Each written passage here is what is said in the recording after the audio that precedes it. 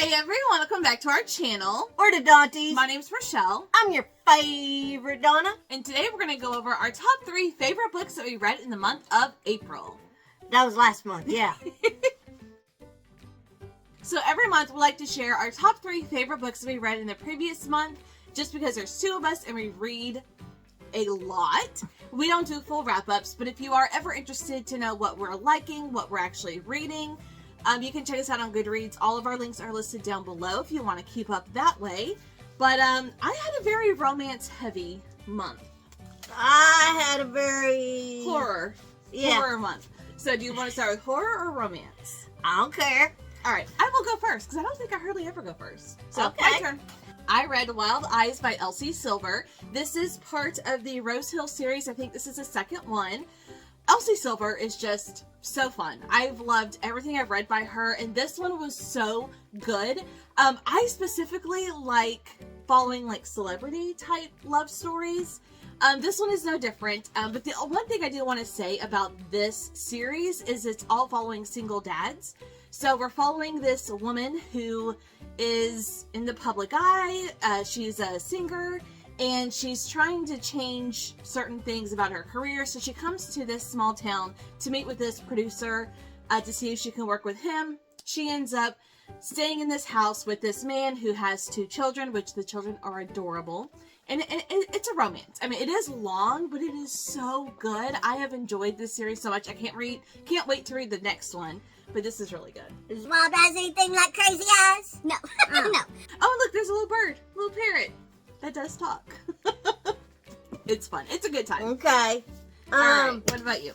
Delilah S. Dawson, Guillotine. Yes, this one's a short one. It was a very short one. I didn't realize that when I grabbed it on my Kindle. Y'all know I read all of mine on Kindle. She just happens to have all of these books because she's read them all too. Yes.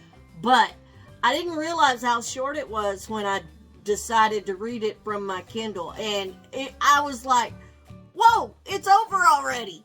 But I really enjoyed it. Basically, this girl is, she's dating this dude basically because she wants to meet his mama.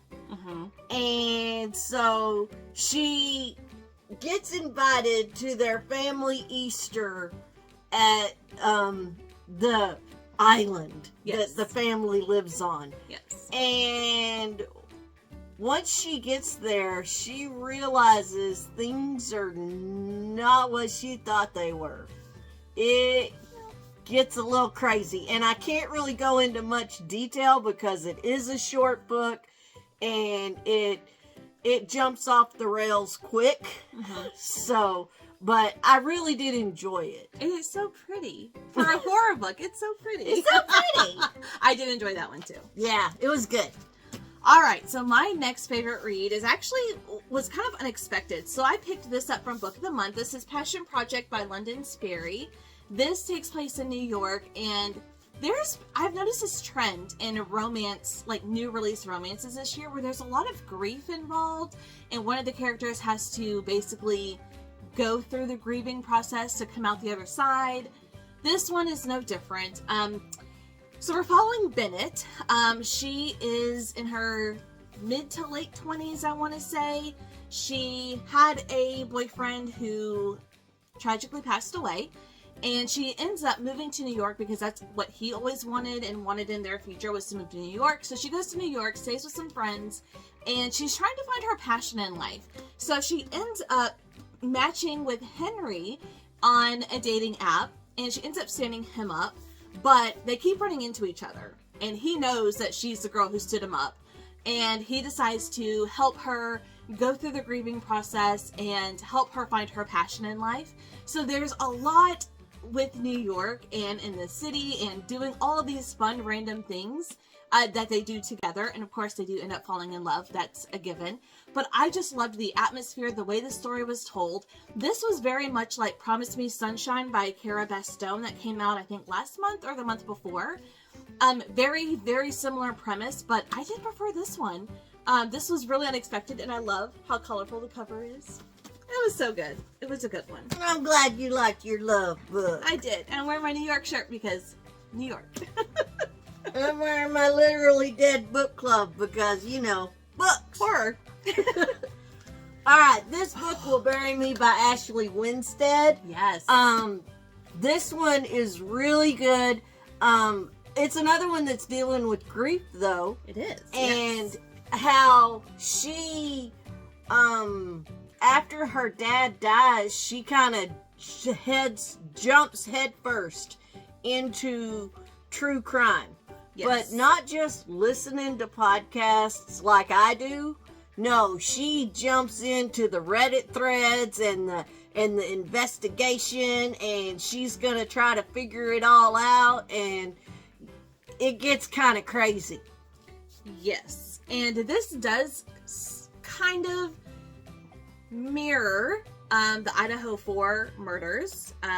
If you are in the true crime world and you've heard of the Idaho 4, Brian I don't Kohberger. think you have to be in the Idaho in true crime to know about Brian Kohberger. If you are unaware, so there is this case currently out in Idaho where 4 college students were killed by presumably Brian Kohberger. He's actually going to trial like this fall, so very, very close to starting all that. But the main case in here does kind of imitate that, but not like loosely enough that you know what case they're actually talking about. Yeah. But it was done so well. It was with so much care in this story. I've seen a lot of back and forth on whether they like that a fiction book is loosely based on a real life true crime story, especially one that is currently going on.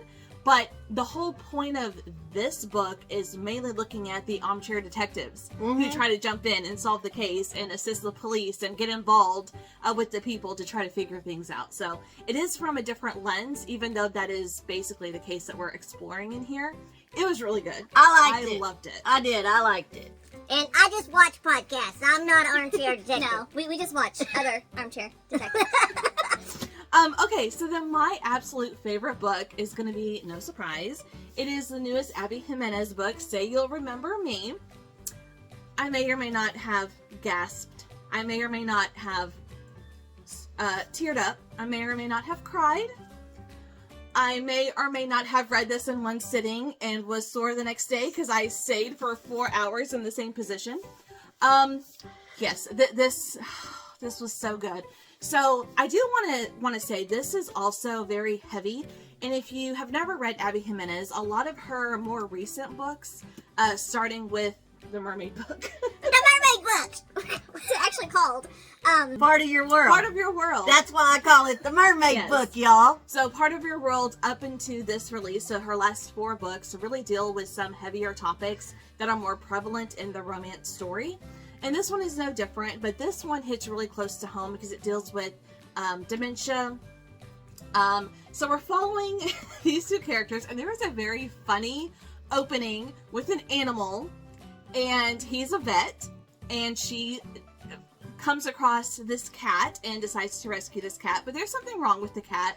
I heard about this one. The cat ain't got no butthole. Yes, this is true. I didn't read it, but I heard about it and I thought that was funny. She always has like really fun, interesting meet cutes, if you would call them meet cutes, but where these characters meet. Long story short, she goes to him to help with her cat, and they end up going out on a date. Now, the only issue is she is moving the very next day to California. I think this is in Minneapolis? I think around there. But she's moving back home to California because her 50-something-year-old mother has dementia, and her brother, her sister, her dad, and her grandma are all struggling to take care of her mom. So she's moving back, but their date is magical. It is so fun that there's obvious instant chemistry between them. Who cares about that? Does the butthole get fixed? Yes, it gets fixed. Okay, the cat lives. All the animals in here do live. Okay. But he and her really hit it off, and he is crushed that she's moving.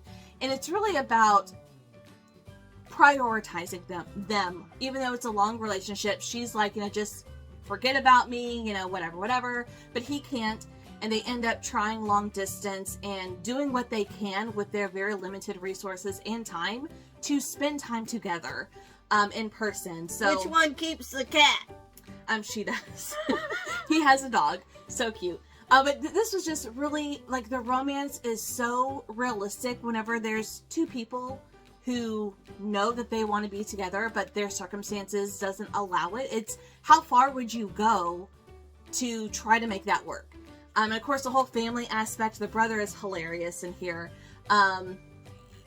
It's just, it was so good, and it's everything I wanted from Abby Jimenez. Like, she does everything so realistically, and I know this book is getting a lot of negative reviews right now, but I absolutely loved it. I could relate to it in a couple of different ways, and this just, it was everything I wanted. I was so sad. I didn't want to start it, because I didn't want it to be over. And I started it, and it's over, and I can't wait to reread this one. It was good. Well, my favorite I'm book. glad the cat's okay. Yeah. The cat had plastic surgery on the bum. On the butthole. Alright guys, I'm way behind on this one. I think the third one in this series just came out. But y'all got to understand, I got 600 unread books on my Kindle. And you think I have a problem? I only have 180 books that I have yet to read. I'm just saying. Whose takes up more room? You know what? Anyway, Stephen Graham Jones, My Heart is a Chainsaw. I read this one and I read the second one. Oh. And now I finished it yesterday.